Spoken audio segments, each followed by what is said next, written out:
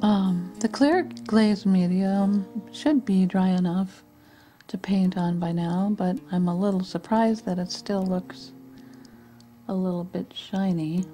'Cause usually it seems quite matte, but maybe when you paint several layers, it starts to develop a little bit of a sheen. I'm gonna go ahead now on the next step.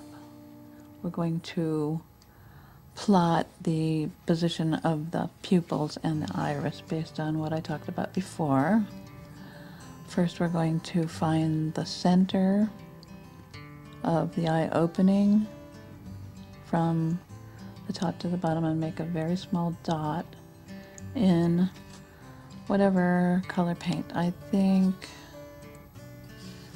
I'll just take some of this light blue from my palette and find the center. I'm just going to look at it and see.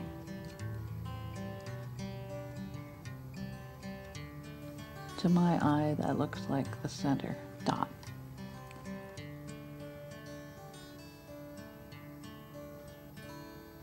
Remember, I'm gauging it from top to bottom and side to side. Now this eye is going to be the one that I'm going to be centering.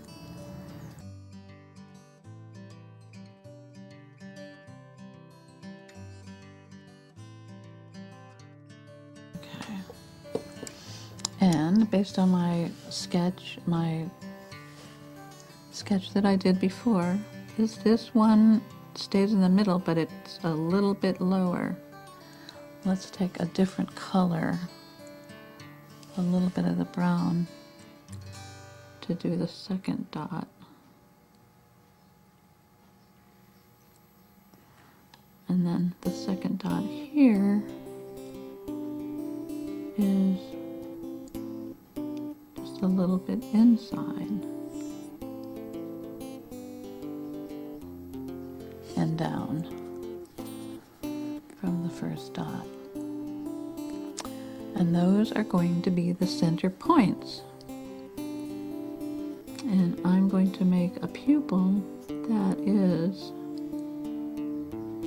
about that wide across. Trying to show distance, this distance and this distance being the same as this distance.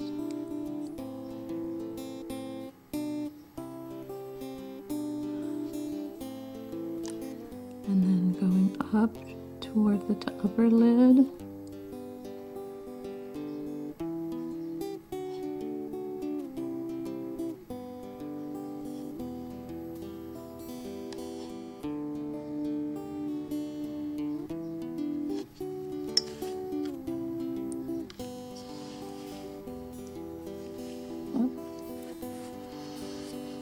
And the lower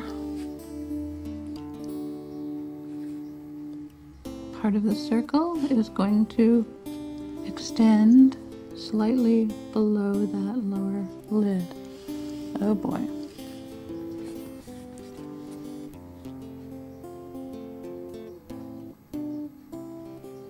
So I'm going to draw the line all the way up to the lid.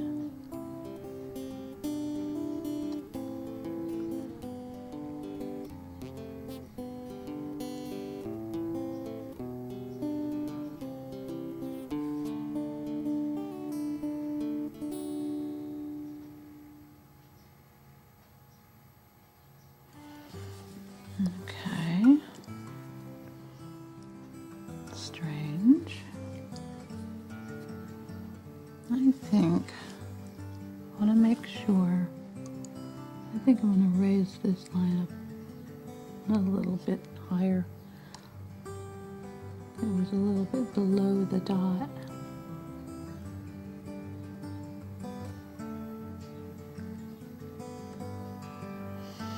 And now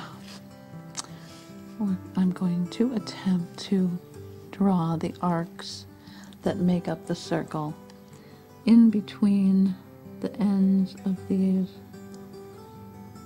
lines. Doesn't have to be absolutely perfect, but just as perfect as you can make it, because you can keep refining it and adjusting it as you go, as you paint. I like to turn the head upside down so I can see underneath. Okay, the end of this line is hidden.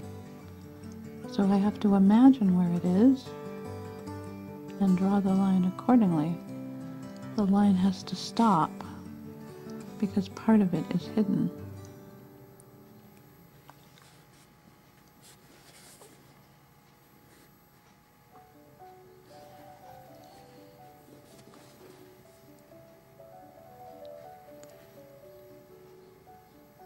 Same thing here.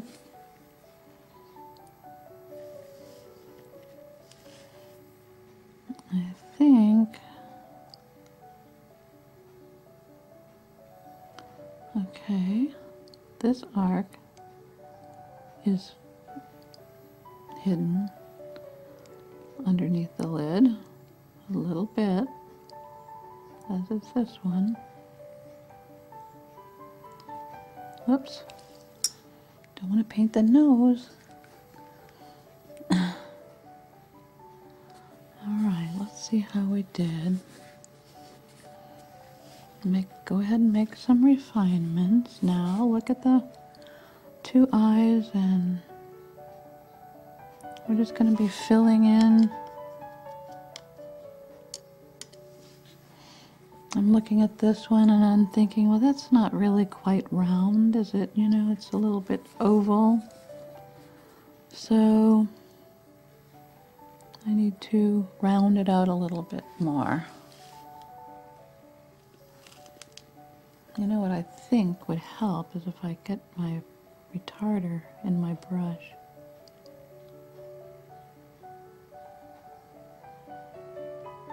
Now I'm going to be painting with just light watercolor, watered down paint as I go, and just gradually build up the color so I can make adjustments as I go along. I don't want to get too much paint on there too quickly. It's a gradual process. It's a little bit like China painting that way, except that we don't have to fire the kiln after each layer. We can just wait a minute and keep going. Work on the other eye for a minute.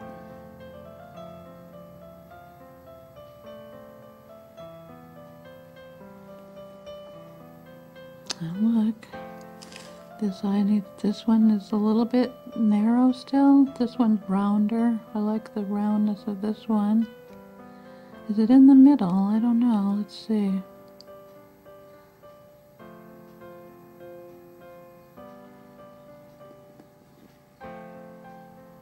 It's almost like it needs to be a little bit more.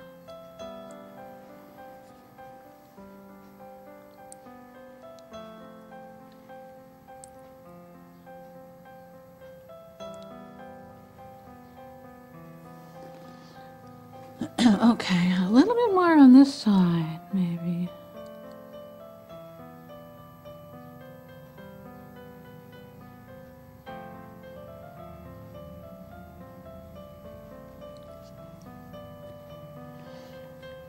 This one definitely needs to come in a little bit more on right here.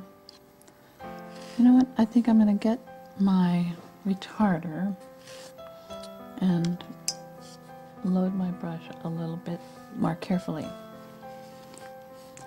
Here's my retarder. You can see it's just clear, liquidy stuff. I'm going to put some retarder in my brush, blot the brush on the towel, and then pick up some paint with pick up the paint with just the tip of the brush so I can have more control. Now I need to fatten this pupil. I can see that I don't have that quite extended quite far enough on that side.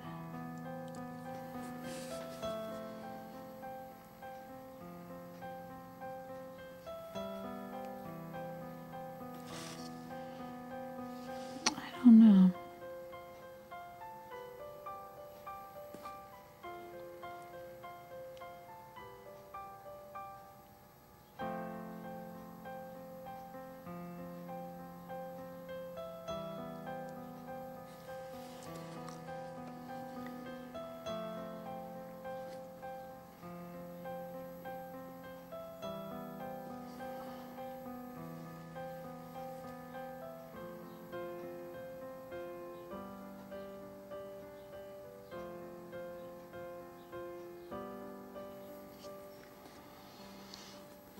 Okay.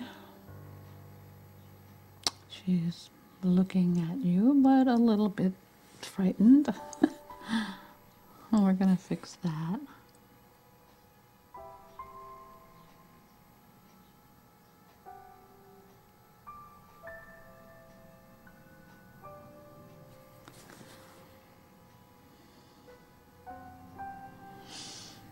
Well,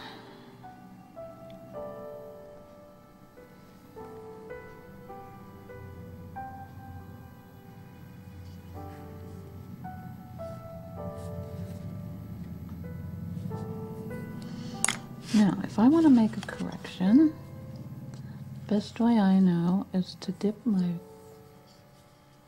toothpick in water, and just so that it's just barely damp, and then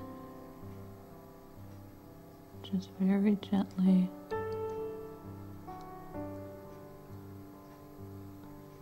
erase. You know, I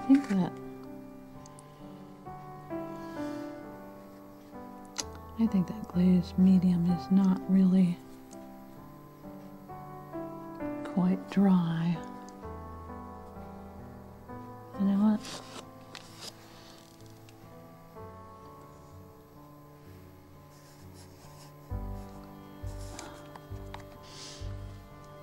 I have to do some of the refinements off camera because when I'm holding the head like this under the lens, it's hard for me to really see what I'm doing, so I can't do a very good job.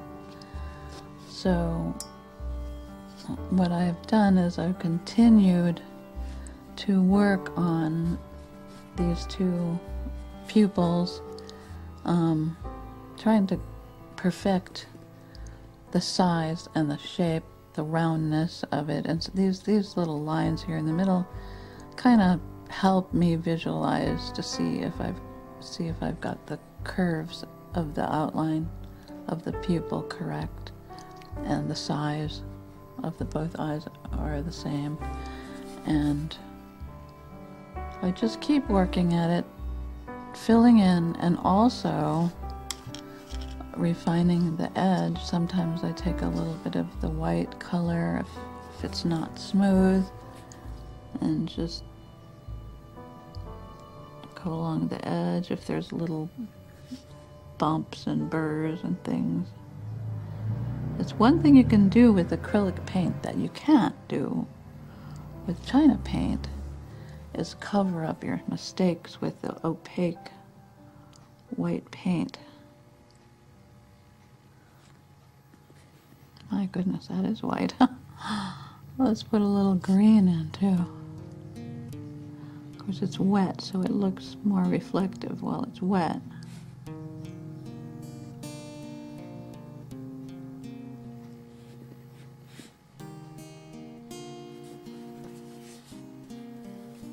Oh, very scary baby.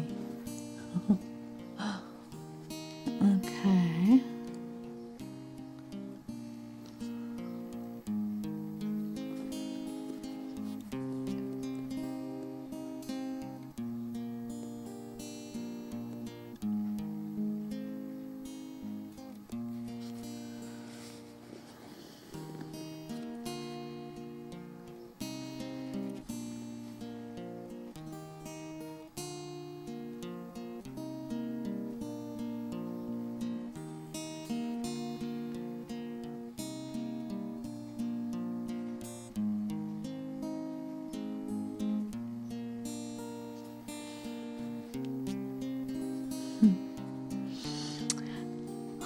right, now the pupil is pretty well done. I mean, it's not done, but we know where it's going to be, where it is now. We have a placement of it. I don't add black until I've got everything where I want it, because black is such a strong color. So I do all my painting with the blue and the brown until I'm really satisfied with the way it looks, and then I go in and add the black and deepen the color even more. But right now I'm gradually building out color. I'm going to see what happens if I use some of my thin paint for a while. I'm going to rearrange stuff here for a minute.